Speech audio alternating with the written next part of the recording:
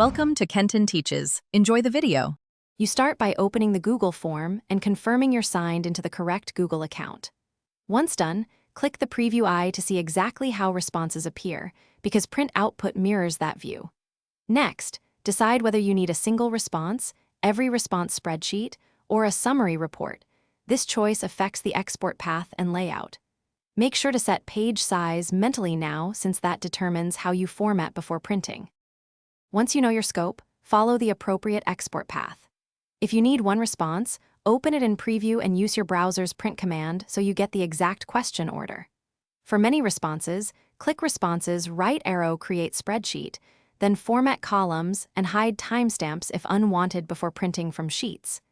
Make sure to change page orientation, margins, and scaling so text fits. This ensures answers don't spill across pages and keeps printed rows aligned and readable.